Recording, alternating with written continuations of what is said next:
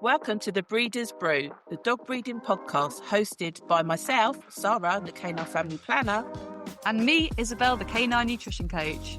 We're promoting responsible breeding by unpicking the minefield of breeding myths and methods for owners wishing to expand their whelping wisdom.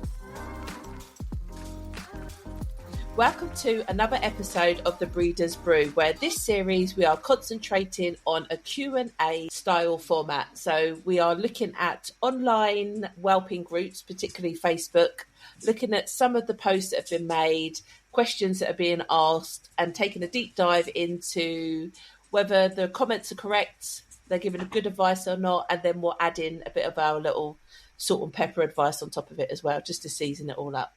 So I'm one of your hosts, Sarah Lamont, the Canine Family Planner, and fortunately I'm graced with the presence of Isabel, the Canine Nutrition Coach. What a lovely intro. Thanks, Sarah. Maybe I should try and think of a different one every time. So, right, let's get stuck in, Isabel. Have you got a post that's been made recently in a group that we can pick apart and deep dive into? Of course I have. There will never be a shortage of questions online, will there? So let's get started. A question that I have just seen posted in one of the groups is from an anonymous member asking, how old is too old to have a first litter? Old is too old to have a first litter. Now, I'm just going to put it out there that from my understanding, and actually I don't even know why this might be in regards to this, why this number has been, but if I've ever been asked, I've always said that you want a female to have a first litter before they're 4 years old. Okay, interesting comment. Now, I thought you were going to play detective like you like to do in these games. Oh, sorry. Where you would have said to me, Isabel, now tell me this. Isabel, tell me that. And you jumped right in there. I'm impressed. Well, because it's irrespective of breed. Okay, interesting comeback. So that's why I think that's really interesting, because I would say somewhat on the contrary, because if you look at breeds that have naturally a shorter fertile window because they have a shorter lifespan, you know, you look at your giant breeds like your Great Danes, St. Bernards, you know, big breeds that have a much shorter lifespan, then naturally they are essentially aging quicker than a small dog that has a lifespan of, say, 16, 17 years old. I'm not for a second suggesting that my personal views would differ. However, I would think that it is breed specific. Yeah, but it's a first litter, not a last litter. That's true. So I don't... That's very true.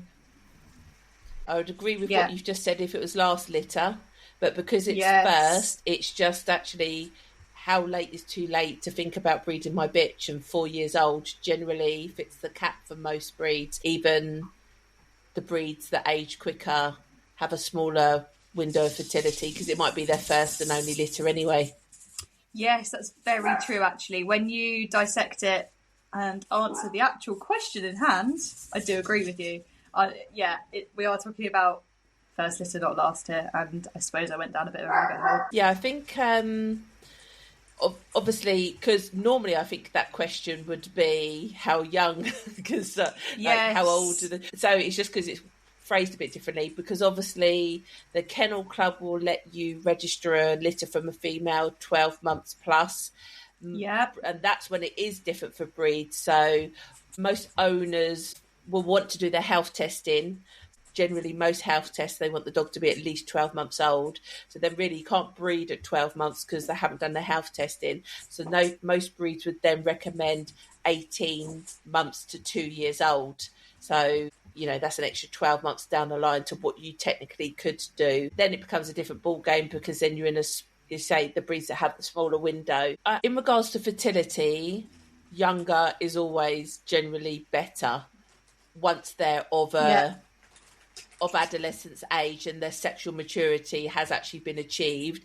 To breed when the dog's younger is always better than older. But again, I don't know if this is an old wives' tale, but I heard someone talk about breeding from dogs was better because they had softer pelvic bones. So they were saying to breed you. I was brought up on the same old wives' tale from my grandmother and my mother. That was osmosis knowledge that I had passed down. But we're talking, that was potentially 60, 70 years ago, some of that information passing down. So it's interesting that both you and I, in different breeds, different, you've come from a family of the Bulldogs, I've come from a family of the Dachshunds. We've both ended up with that sort of secondhand knowledge, secondhand, like you said, secondhand wives' tale, really. There's going to be some validity in the statement, in as much as naturally the older we get, our bodies do stop producing as much collagen. We do start to naturally, at the minute any mammal hits middle age, technically you are starting to age.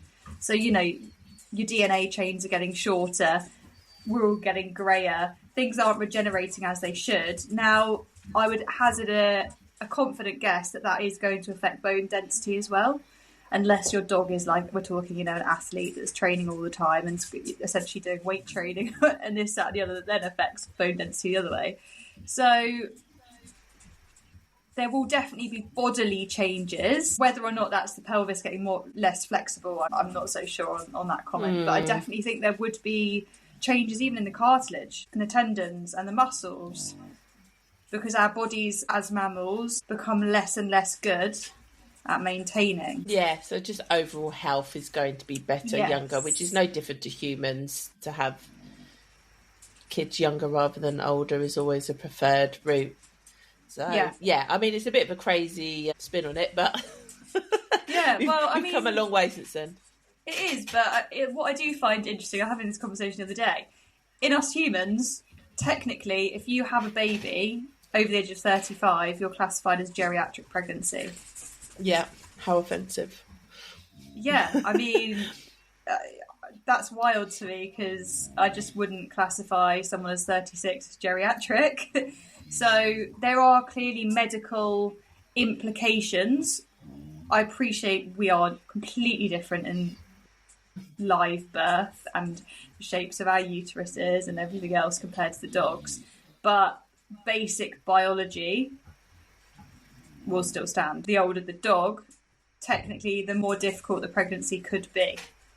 It's a bit weird, because you think with humans they're living longer, so then you think that would elongate the fertility window, but that's obviously not the case, is it? Fertility has its own biological clock, obviously. Yes. And that hasn't been impacted. We've elongated like the second half of our lifespan, not the first half or something. So, well, there's a bit of a name for that actually, Sarah, and it's called health span.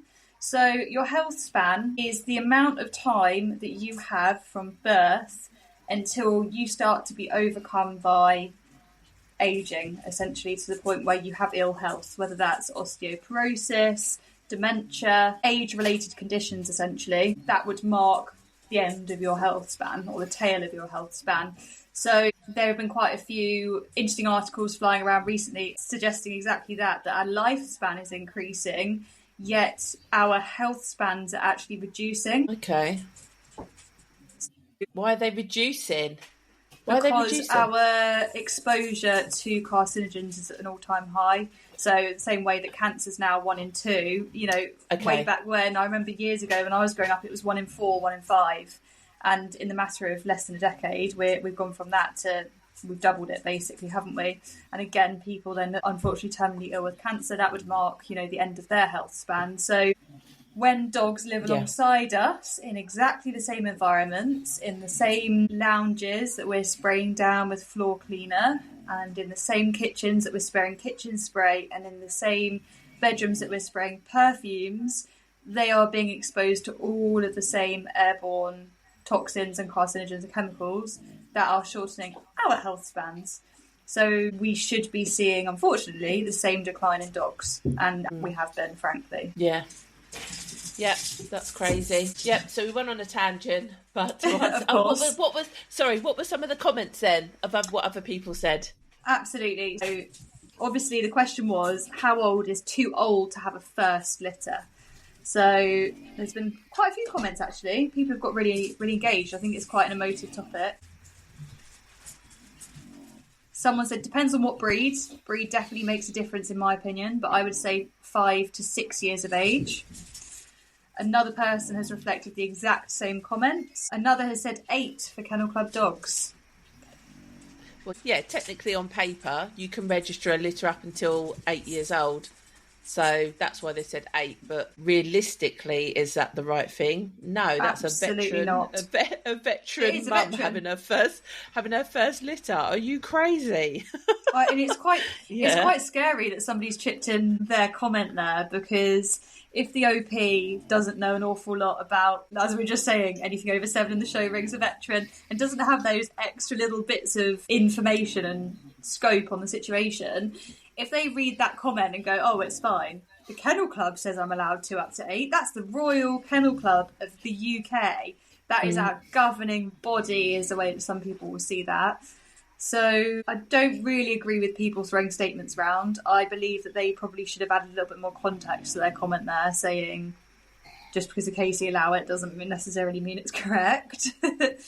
Another's commented here saying, my girl is 5 in March and she'll be having her final litter next season. She struggled at the end of the pregnancy last time, but she bounced back so quickly and she's a great mum. So that's someone talking about last litter, not first. So that sounds sensible, a last litter at 5, depending on how many litters you had and what break you had. That doesn't surprise me. Though ironically, she struggled, but we're going to breed her anyway. Yes, that part is a little bit shocking. I wouldn't expect to see the word struggle in her comment to say we're going again. Somebody else here has commented, mine was 5 for her first litter.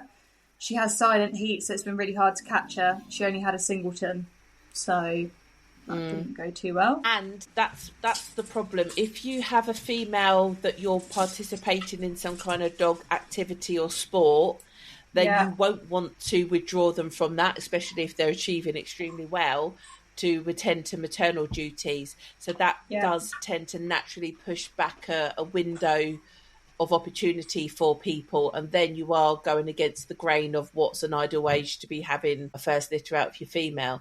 So I totally understand that. I mean, this is where it would be amazing, like with the horses, where they have the surrogate mums and the egg transplants and transfers that they do.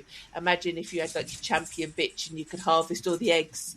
In my ideal world, I would harvest, when I had my champion bitch, I would harvest all her eggs, and then I would have fertilised them and put them in a Labrador, because she would have carried bigger litters, she would have whelped them easier, and it would have been loads easier. That is not allowed currently. Yet. Obviously, you can clone your dog, and to clone your dog, that though a fertilised egg would have to be put into another dog as a surrogate. Yep. So it is happening somewhere, not within certain countries, within their ethics at the moment, but that it has happened and it can happen, but it's definitely not common practice compared to with the horses.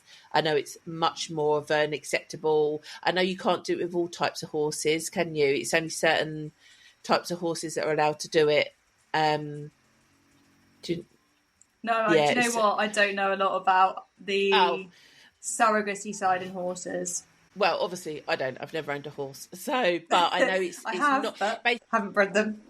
It depends how you're competing with your horse, and it wouldn't be accepted in some of the channels or competition, but in others it is, as far as I'm aware. When I last had a conversation, obviously, with a horsey person to find this out. But yeah, imagine if you could do that. That would totally change the game, especially the breeds that have such small fertility windows, that you could have some other bitch carry their puppies and you could still heavily campaign your dog or whatever activity you're doing, and then she could have new pups come up the lines and she's never actually reared the litter herself. That would be crazy, which is probably why we're not allowed to do it.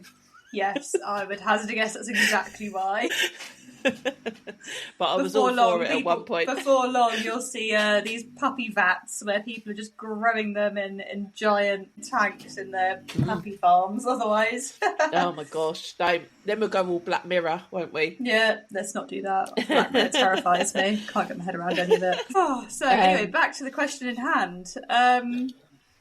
Any other comments? What were the other comments? Did we go? Quite a few 5s and 6s, actually. Someone said 4. All my girls don't breed past 4 years old. I'm in America, and this is a common theme here. Interesting. Yeah, Yeah, but don't breed past. Has everyone read the question properly? Just don't breed past 4. Yeah, No, that don't know. I'm assuming that's that first sounds. litter. Yeah, it's that the way Um, that's worded makes you think last, not first. But still, Another said yeah, I wouldn't. Another has said I wouldn't breed past 4 to 4.5, which yeah, it's a similar sort of comment. Another saying 5. Someone said for first litter I would not breed over 4 years old.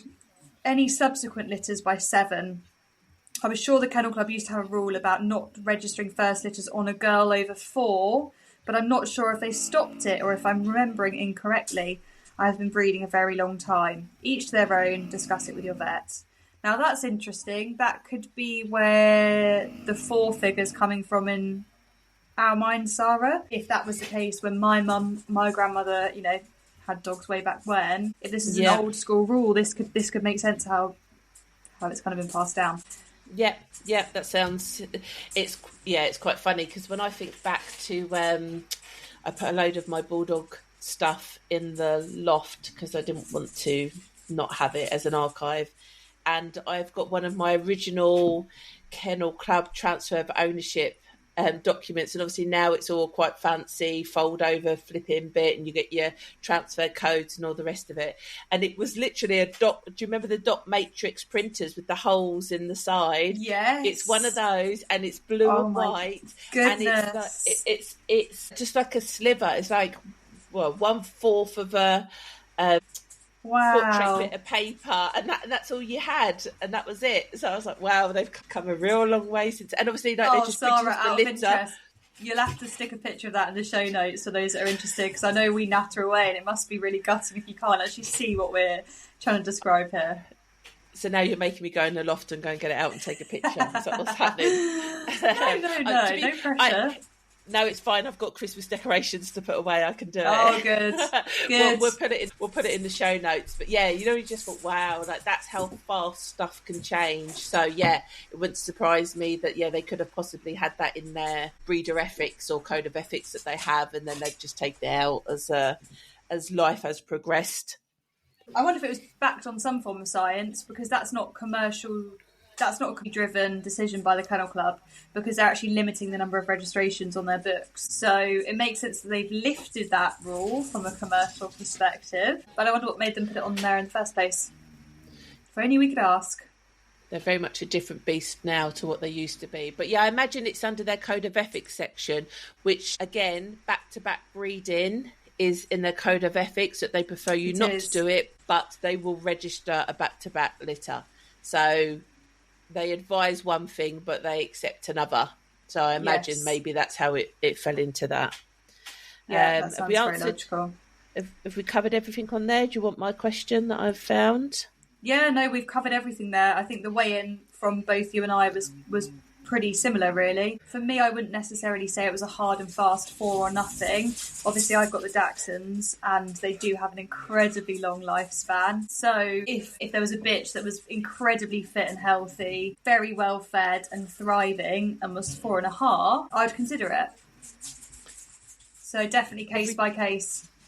Yeah, every dog has to be judged on their own merit, and it's your decision. So if you make the wrong decision, then you're accountable for it, isn't it? So it's fine. Like if you're going to go against the grain, that's all fine, as long as you're aware of the possible risks that you have now taken on board. But like I said, if you've got a bitch that's competing and doing really well, naturally those dates are going to fall back, because why would you pull her out from something that you're obviously passionate about participating in? So then you're going to fall into these later brackets, but then typically you are aware of, or you should at least be conscious of, the heightened risk you are now taking, and also that you've now compressed your window of fertility. So typically maybe that breed you would have 3 litters out of a bitch, and now you're only going to have 1 or 2 because you are literally running out of time.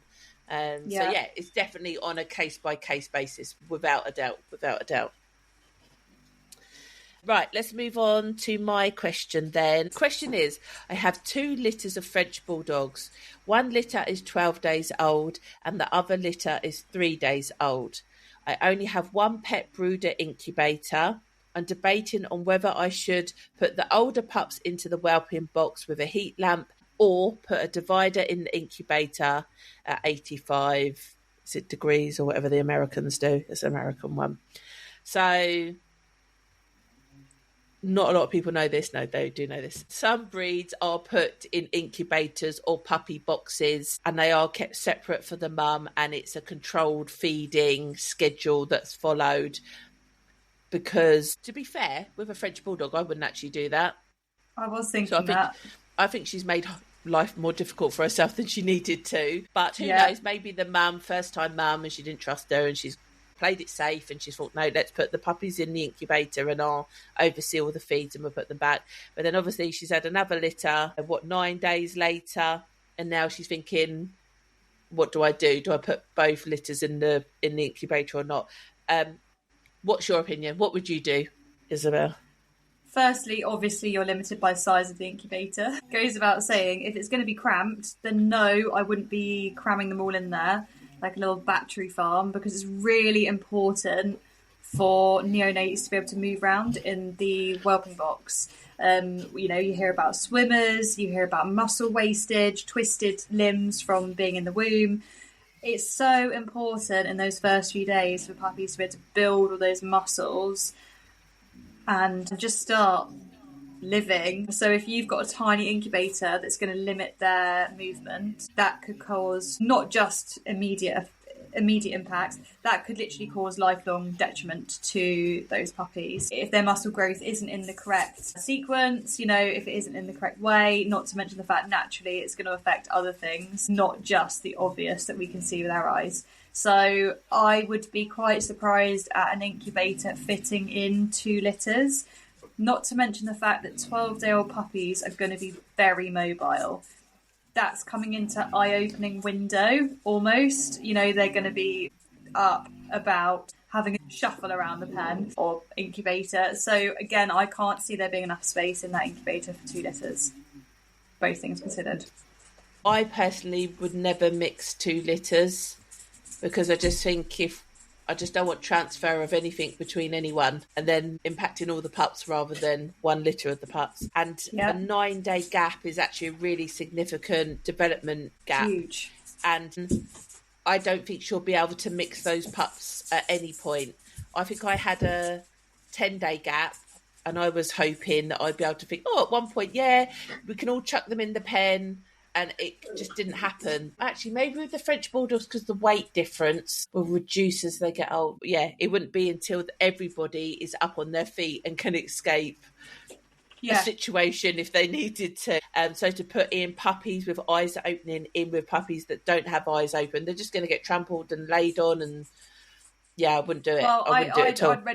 I'd read between the lines there that she was going to put some sort of separator between them. I didn't even think for a second. Oh yeah, no, she did. Somebody may be daft enough to put in 2 litters of. Okay, that puts my mind to rest somewhat. Well, she did say put in a divider, but I mean, how robust is this divider? Like, is it meant? And then, are you impacting airflow of the incubator? And if it's humidity. Not designed to have. Like if it's not designed to have a divider in, don't put a divider in. So to me, without a doubt, these pups at 12 days old can just be in a whelping box with a heat. I would do heat mats. I don't like the idea of a heat lamp, but she's suggested especially not on that age of puppies either.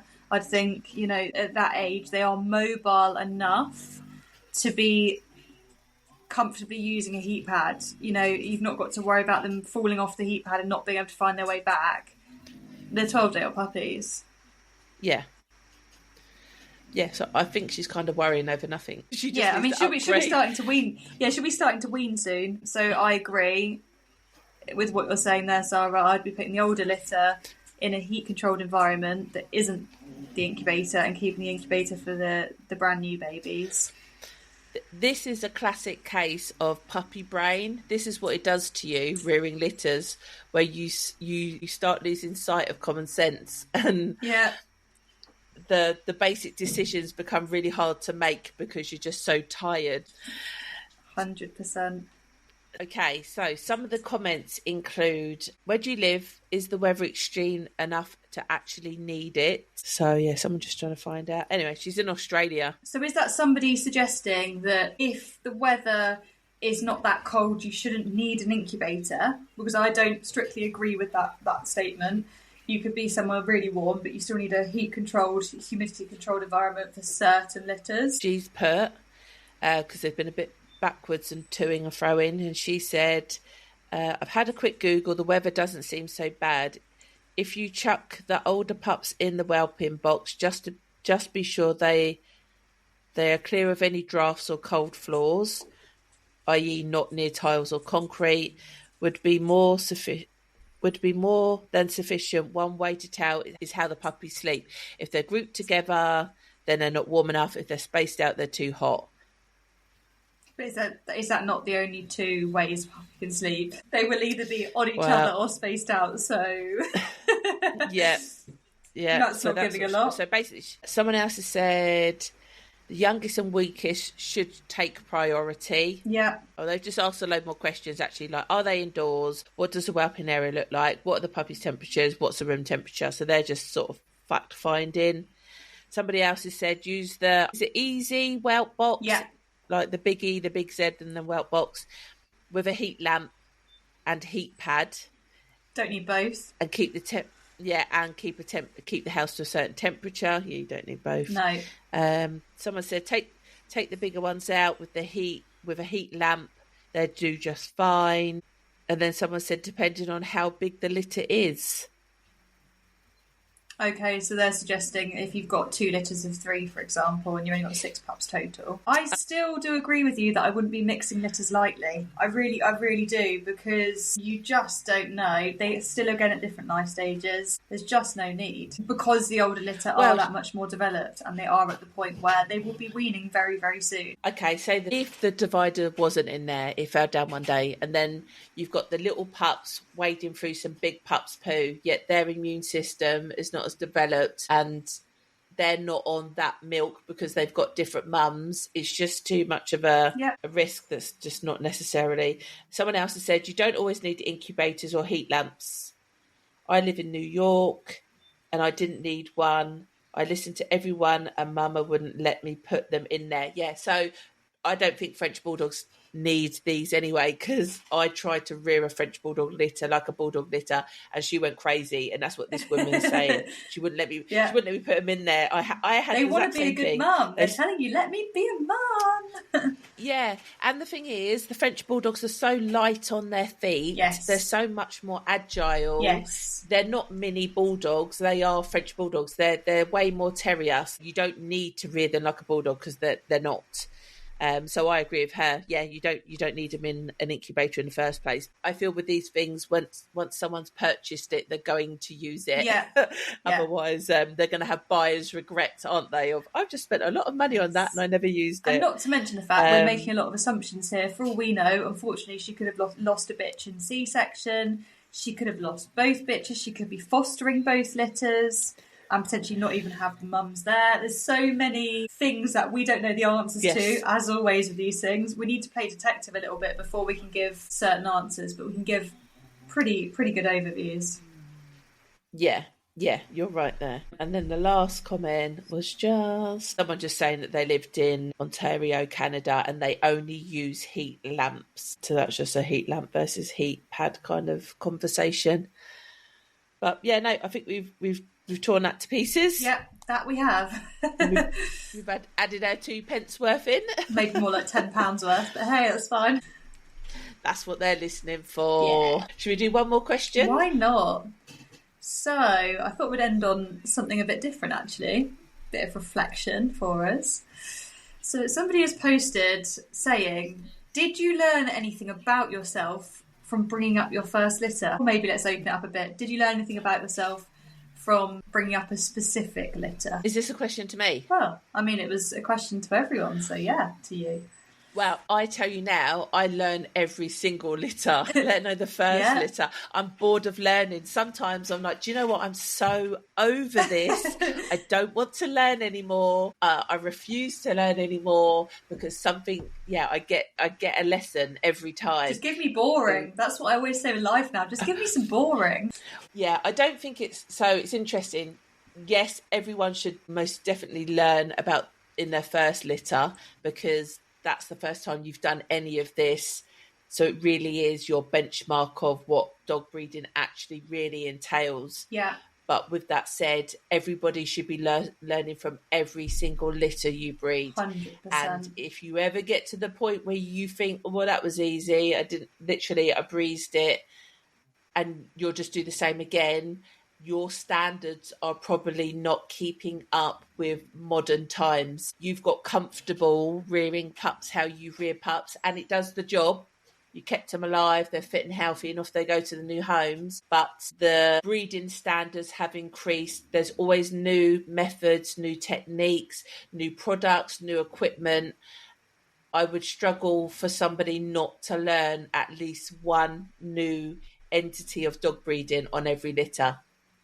Yeah.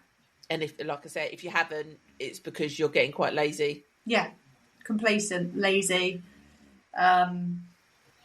You're just not trying hard enough. Do you feel if you're breeding dogs for the right reasons, which is pure and utter passion for the animal that is in front of us, then you should always be trying to do your absolute best with every opportunity and every decision you get faced with your dog's best interest at heart, puppy's best interest, new puppy owner's best interest. So if you're always trying to strive for those levels of perfect, then there will always be learning to do, 100%. So is there any personal reflections that you feel you may have learned on a specific litter about yourself, or your first litter or most recent litter? Let me think. My first litter, no, I think I was just glad I kept them all alive, that they were bulldogs. I was learning everything was new. Yeah. Like literally everything was new. So I was younger then, so I don't think the lack of sleep bothered me. I probably didn't have a full grasp of the responsibility of making sure all the pups went to good homes, though they did all go to good homes. But that never weighed on me as a serious concern, because I just kind of felt we found these people, they were nice people, they were going to be good homes. Yeah. I have a different reflection of that now. I'm much more thorough, but they were good puppy owners, so I didn't have any concerns about that.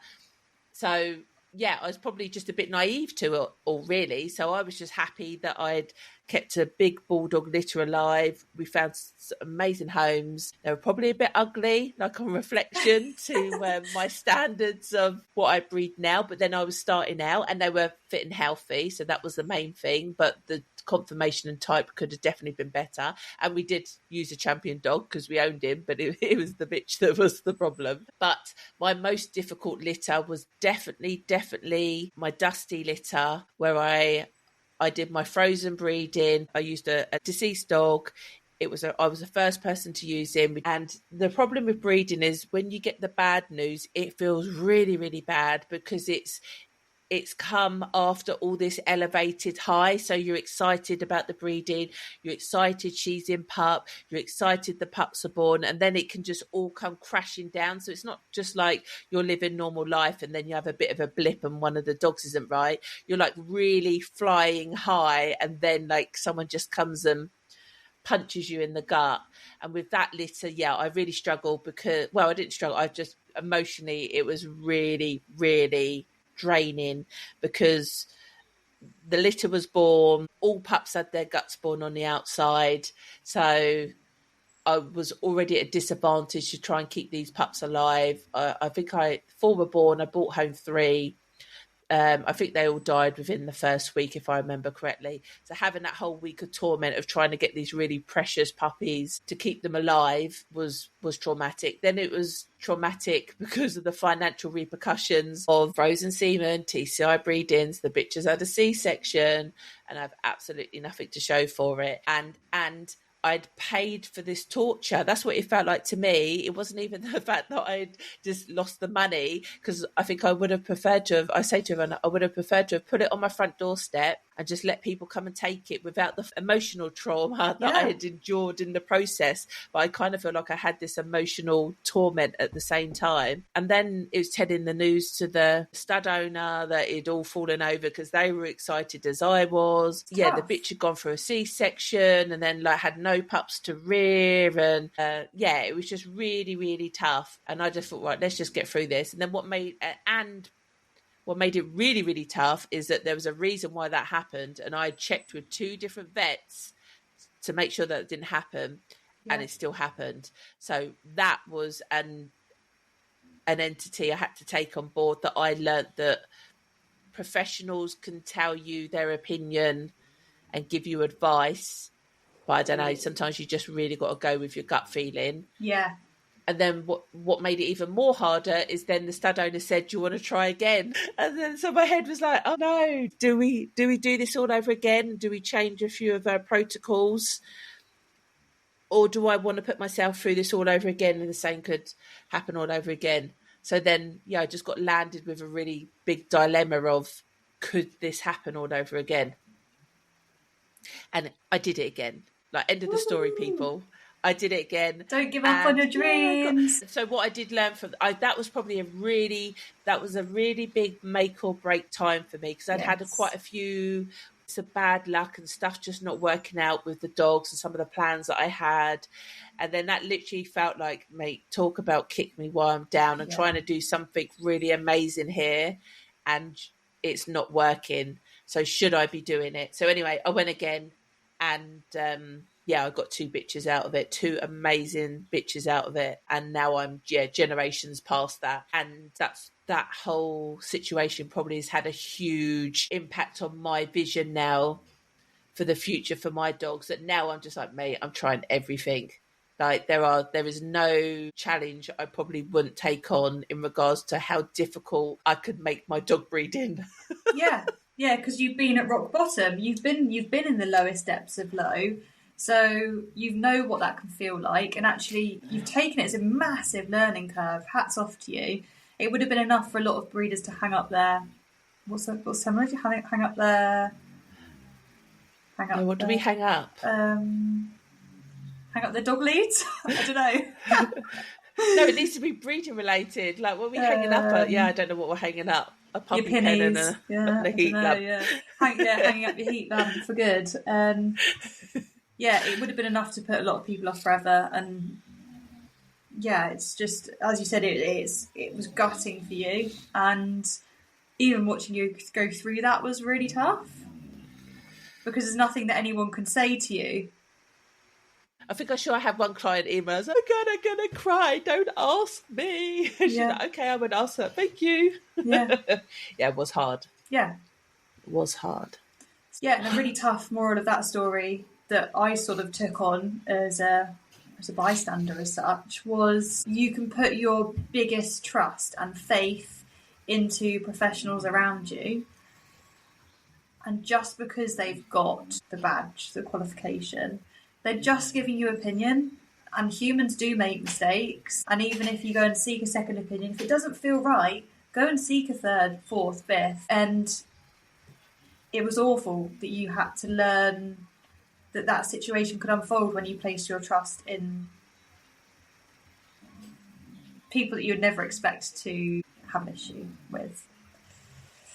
Yeah, in my regards, I would deem high caliber professionals to rely Top on of their for fields. breeding practices. Yeah, exactly. So I don't know, maybe there's not been enough research in it, maybe they've been misinformed, but we have seen some professionals where it does end they just do the thing that you're paying them for, even though they might have knowledge that surrounds it, they don't necessarily pass that knowledge on, which is sad, because equally I've been, even in the last 2 weeks, been to a vet for a TCI, and I was in there an hour and a half. The stuff we talked about was absolutely insane. There are some vets that just, like, once they meet someone on that level playing field where they're just like, "Oh my God, I've got tons of extra information that, like, it's worth you knowing, because it might help you at some point." So it's a shame there isn't more people out there willing to do that. It's not just the service.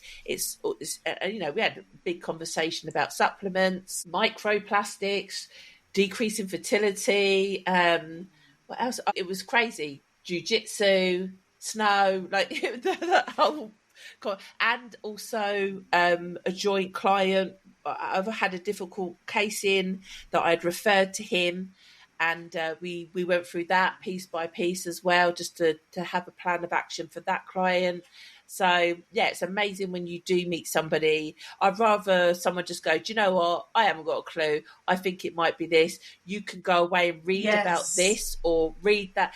I'd have so much more respect for somebody that did that than just not say anything, because you're just paying for a service and they're going to do the service and take your money and off you go. And we even know how people here in the UK, they will do a TCI, transcervical insemination, and some vets will be very strict on their protocol, what happens after that point, and some vets will not mention a thing to those owners. They both had TCIs. They're both reproduction specialists. Why are they not given the same advice? It's strange, to say the least. And obviously, like we said, there's opinions, which is fine, but I don't know, maybe there should be a bigger sort of conversation of, this is why I do it this way. And so if you do hear people do it another way, they can probably explain why they do it that way, but they don't say that. They just go, it's done. See ya. Go, thank you. Yeah, you're like, okay, that seems a bit different. Yeah, it's tough. It's tough when people are, especially when you think people are going to specialist vets or well-renowned vets for specific treatments. It's a bit disappointing, really, when you hear that they haven't got the level of service that you'd expect. And if you've been let down by one, especially as traumatic as the situation you found yourself in, that's really tough, because, you know, what would we do without our vets? Crikey, they're our lifeline, and what would we do without them? We'd be stuffed. So we do adore our vets, and we all probably have great relationships with our vets. And then when something like that goes wrong, when you sit back and reflect, that's quite challenging, actually, that you have placed your trust in somebody with your pet's life and it's just not really gone to plan. And then it makes it, you have to, once you learn those lessons, then sometimes it can be seen that you're being awkward or difficult because you don't want to do that again. So now you're going to proactively make sure that doesn't happen again. And then offence can be taken because you're strategically making sure you don't fall into that trap, but they're aware that it might be different to their usual protocol. So it all becomes quite difficult. So I think having a solid source of expectations and flexibility is really difficult. And I also think that sometimes, as with any professional, some people just do it because it's a job, and some people do it because they're really passionate about it, and they will continue to, I mean, that's why CPD exists, isn't it? Continued professional development, because they want you to carry on evolving and developing and learning in the profession that you're in. And some people just hit the minimum threshold, where other people, they're reading extra information about it, they're reading papers, they're like, the writing stuff is just crazy because they're all in, they're so passionate about it that passion then rubs off on you as a client. So it's those type of people you need to find, and they that we do love, and they do exist. They certainly do, because that's why I adore working alongside you, Sarah, because you will never stop learning. We come to each other on a weekly basis where we go, oh, hey, we've just heard of this, or this has happened. And we're always sharing stories and exchanging lessons, whether they're not even ones we've learned ourselves, whether they're from our clients. And it's so powerful when you come together with like-minded people that are all in the dog world, highly passionate. It's a really powerful force, and it's so important to find your it's so cliche, so important to find your pack when you're breeding, because you need to find people that you can trust to bounce off, not even necessarily whether you think that their opinion is always 100% correct. I totally understand that there'll be things I say, Sarah, and you think, oh my goodness, sorry, what? And there'll be listeners thinking, oh my goodness, I don't agree at all with some of the things that we say, and that's absolutely fine. We are just sharing our opinions and our life experiences, and the more you share and learn, the better, really. Well, that's just being an adult, isn't it? Being able to still communicate with someone that you don't necessarily agree with. Because there will be other stuff that you will agree with, that you will take huge benefits from, even if it's not that particular subject or topic. And I think this is probably why the Facebook groups are so popular, because people are trying to find their group. They're trying to find the people that can support them, that do understand what they've been through and offer some really sound advice. I mean, there's other people that just want you to agree with whatever they're doing. Yeah. And they will continue to ask the question until they find the one person that agrees. So it does take all sorts, but I think that's why these Facebook groups are so popular, because people are trying to find their crowd. And it's not like your vet's not the one, because if you need them, you're going to have to book an appointment and go and see them. And it would be a weird thing to put. There is a stigma about being a dog breeder, so a lot of people don't want to put their hand up and say they are, so they're doing an anonymous post in a Facebook group instead and try and get advice that way. So yeah, I think it's definitely like they are call for helps, because that's why they're asking questions. So it is sad that it isn't constructed better, which kind of brings me on to what we have kind of mentioned about, is that our memberships, which yours is up and running and mine's soon to be. This is one of the main motivations of our memberships, is that if you like us and you like our outlook on dog breeding, then we should be part of your tribe. So Isabel and I both have our own communities that we're just trying to support like-minded people, and we are both proactive people. We try to not drop the ball. We try to identify the problem before it needs fixing, because in the long run, that will save you a vet bill typically. at best, most certainly, at best. And like you say, we do like to continue learning, and we are passionate. So I guess that's why we're always just trying to share the information. I definitely, as a canine family planner, that's one of my key roles, is to sort of share information that I learn from other breeds, because there's different pockets of people doing things, and actually maybe we need to integrate a bit better and share those practices, because they will benefit. So like the memberships are part of that community. So we will share more information on that at some point, I'm sure, on a ultimate episode. But and this is a form of that knowledge sharing. That's why we do the podcasts. We enjoy it. It's not because we like listening to our own voices, because both of us definitely do not. The sound of my own voice. I cannot stand the sound of my own voice. So we're like, oh God, no. I don't think other than proofing the episodes before launch, I can honestly say I have never listened to them back, because it just curls my toes, the sound of my own voice. It's a full on, I'm like, it sounds so common. Pronounce your words correctly, Sarah. Seriously. It's not an egocentric driven not at all. Adventure. We could not be further from those types of people. It's purely just... we love to talk dogs, and the conversations we have are in such fine detail and of such value. We just thought we should be recording them and sharing them with other people that can gain benefit as well. And that they can listen to before they go to bed. Or in the bath, I've heard as well. Again, not really what I choose to do in the bath. But, no, not at all. What was some of the learning? What did you have as a learning lesson, apart from watching me go through hell? I've had one puppy that's been known to be the biggest challenge for me, and that was well over a decade ago. And I was managing 2-hour feeds all through the night for days and days on end. I was sleeping downstairs, no problem, up in the day. I took it all in my stride. I look back now and I think, oh my goodness me, I have one too many grey hairs to handle that. Not that I'm saying I wouldn't. Of course, I'd do anything for any of my dogs or puppies. But it definitely takes its toll on me now, and I don't think it's definitely not as easy as people imagine it to be. Particularly when I see like new breeders wanting to breed. It's great, without breeders we wouldn't have our dogs, which we need breeders. So we always need new people coming and joining, but it's a marathon, not a sprint. It is genuinely an endurance test of can you last night on night on night of interrupted, broken sleep with only a few hours, and off the back of that, how important a support network is, particularly in that first 3 weeks. As you mentioned earlier, puppy brain is real.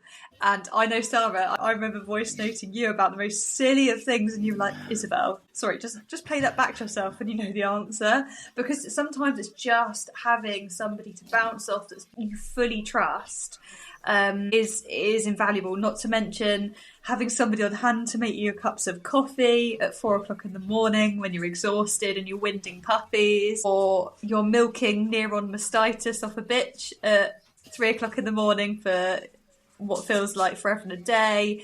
these are tough situations to be in, and if you've not got somebody to sort of G you along and pick you up when you're feeling down, it is tough. So I would say if you're heading into this and your girl's about to have puppies, just make sure that you've got that support network, whether or not that is husband, wife, older children, parents, best friends, or do you know what, if you don't really have anyone like that understands, then something like one of our memberships would be fantastic, so that you've got that camaraderie of other people in your corner when you just need someone to pick you up when you're down. Because even when things are going great, it does feel quite emotionally draining from the exhaustion. So that was a bit of a long lesson I learned about myself there.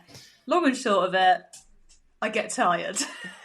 But sleep deprivation is a form of torture. So that's the whole point of all the stages of sleep, isn't it? Because your body has to renew itself. So puppy brain is most definitely a thing, because your body is not cleansing itself, it's not renewing itself. So you're getting this brain fog, and then you start losing perspective, and then you can't think clearly. So yeah, I have no doubt, I'm sure there must be some clinical, definition and symptoms to it, because it's got to be a thing. It's not made up. It's just not that we're overtired and dramatizing. It's a real issue. So yeah, I always say to people, make sure you get all your sleep before you start. And I say to people, like, the first four days is pretty easy because you're just running on adrenaline. It's when after that, when you go, oh no, this is real, I've just got to carry on doing this stuff now until they go at 8 weeks old. This is my life now. So yeah, I guess it's a big responsibility. If you haven't had children, then that's like the next biggest responsibility you have, is to nurture these newborns until they are ready to flee their nest and go to their new homes. And just be thankful it's 8 weeks, not 18 years. It can always be worse. And that you didn't have to give birth to them yourself. Your dog did that bit. Yeah, absolutely.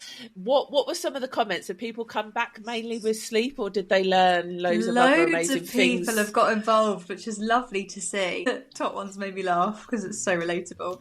Yep, I have learned a lot about myself. I'm soft as shit and get very emotionally attached to every single puppy. Yep. Fair enough. Resonates strongly.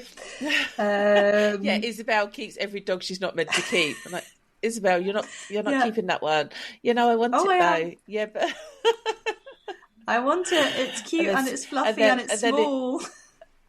And I made it, and then a year later she's like, yeah, maybe that wasn't my best choice. Maybe I should have picked a slightly different. Yeah. You're the only person in the world that I'd admit a mistake to, Sarah, so take that as a compliment. Oh yeah. The other half can't hear this because God forbid. No, fortunately they don't listen to the podcast. We're all good. What other comments? Somebody else has commented saying, I learned that I can survive on very little sleep. I can do all the things required, even with COVID and zero help. I learned preparedness and organisation, however, are absolutely essential. It's only because I spent weeks in preparation that I managed to deal with such a large litter. So that's interesting, because she's almost said the polar opposite of what my learning lesson was. However, she said that she spent weeks preparing and organising. So the level to which she may have done so is potentially off the Richter. We could be talking meals in the freezer, help booked for night times, all sorts. So exactly, it depends. Yeah, but like we just said about being prepared and trying to prevent the problems in the first place. So she's obviously in a certain dynamic. Like she said, she's done it all by herself, so she was obviously aware of that being a potential issue anyway, so she's pre-planned, and then that's gone in her favour. And there is something to be said about when there is no one else to help you, who's going to do it? No one. So she's obviously accepted that, and she's put in some really good provisions to make sure that didn't happen. So yeah, she sounds awesome. Yeah, she does. Somebody else has commented here, which has made me laugh. Sleep deprivation is a real thing and can even make your periods late. There you go. What more scientific proof do we need? After us saying there must be literal symptoms. I am so stressed. That's not happening. That cannot be a thing I need to worry about as well as these puppies. No, you must absolutely. Be joking. Not an option. That's funny. A few people have commented saying, yes, I've learned I loved it, but I'll never do it again. There's quite a few comments actually. A couple of people have commented on the side effects and symptoms of the extreme stress and side effects. So someone said here that they have incredibly vivid nightmares. Oh, that's one wouldn't have expected. Well, they're just brain activities, probably just not switching off, is it? Yeah, and adrenaline as well. Like we were saying, it's that adrenaline, and that's what causes crazy dreams and not being able to sleep properly. So yeah, night terrors from rearing a litter. I'm not sure what's worse, the night terrors of getting up to do a puppy feed or the night terrors of while you're asleep. It's the same. I always do think every time I have a litter, I'm like, why did I do this? This is like self-inflicted pain. Why did I do this? It's because you forget you do forget all of the tricky emotional points, and you just remember the sunshines and rainbows because they are so gorgeous when you're doing it as part of a bigger picture and there's motivation behind what you're doing beyond just let's stick X and Y together to get B. That's why.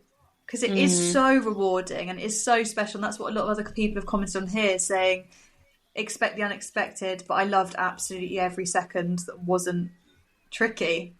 A lot of people have commented the same thing, basically saying the whole time that it's going amazingly, it is the best experience in the world and so rewarding. So I think it's you can't feel the highs without the lows in life, and I think breeding is a really extreme version of that roller coaster.